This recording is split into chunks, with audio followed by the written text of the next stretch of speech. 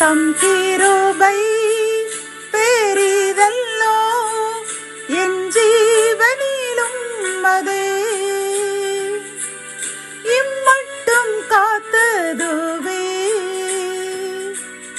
இன்னும் தேவை கிருபை தாருமே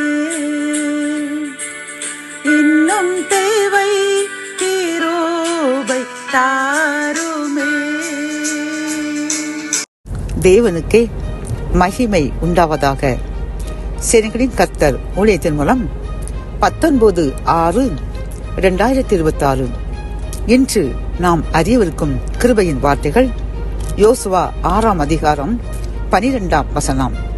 யோசுவா அதிகாலையில் எழுந்தார். கத்தோலிக்க வேதாகமம் இவ்வாறு கூறுகின்றது. யோசுவா அதிகாலமே எழுந்திருந்தார் என்கின்றது. இந்த செய்தியை கேட்டுக்கொண்டிருக்கின்ற என் அன்பு சகோதரனே சகோதரியே, இந்த யோசுவா 6ஆம் அதிகாரத்தில் இஸ்ரேல் மக்கள் எரிகோவை கைப்பற்றுவதற்காக யோசுவாவும் அவருடைய ஊழியக்காரர்களும் இணைந்து அந்த எரிகோ பட்டணத்தை 7 நாட்கள் 13 முறை சுற்றி வந்தார்கள். அப்பொழுது எரிகோ தவிடுபொடியாகி அந்த மதில் சுவர்கள் இடிந்து அவர்கள் எரிகோவை கைப்பற்றினார்கள் என்று நாம் தெரிந்த ஒரு விஷயம்தான்.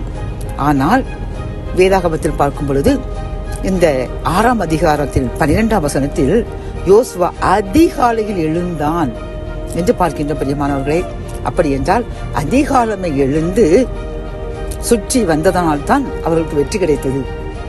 எரிகோ கோட்டை இடிந்து விழுந்தது.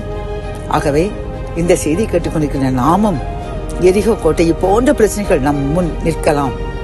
ஆனால் அதற்கு நாம் அஞ்ச வேண்டியதே இல்லை.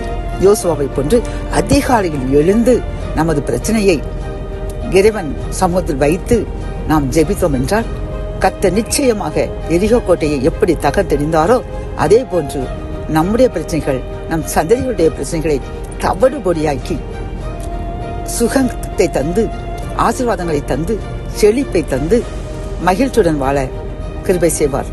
ஜெபம். என் அன்பு தகப்பனே, இந்த கிருபையின் வார்த்தைகள் மூலமாக அப்பா, எரிகோ கோட்டை யோசுவாவிற்கும் அவருடைய ஊழியக்காரர்களுக்கும் முன்ன நிற்கும் பொழுது அவன் அதிகாலையில் எழுந்து ஜெபித்து அதை எரிகோ கோட்டையை சுற்றி வந்து ஜெயம் எடுத்தான் என்று பார்க்கின்றோம். அப்பா, எங்கள் முன்பு நிற்கின்ற எரிகோ போன்ற இந்த பிரச்சனைகள், இந்த நோய்கள், இந்த தடைகளை சமூகத்தில் வைக்கின்றோம். அப்பா, இதை கேட்டுக்கொண்டிருக்கின்ற நாங்களும் இன்றிலிருந்து அதிகாலையில் என்ன சூழ்நிலை வந்தாலும் நாங்கள் தூங்காமல் எழுந்து யோசுவாவை போன்று எங்கள் பிரச்சனைகளை உம்மன் வைத்து நாங்கள் உம்மிடம் சரணடைவோம் என்று உறுதி கூறுகின்றோம். எங்கள் உறுதியை ஏற்றுக்கொள்ளுங்க. பிரச்சனைகளுக்கு முற்றுப்புள்ளி தந்து எங்களையும் எங்கள் சந்ததியும் ஆசீர்வதித்து உயர்த்தி சாட்சியாக நிறுத்துங்க. மீட்பர் இயேசுவின் முன் ஜெபம் கேளும் நல்ல தகப்பனே. ஆமென்.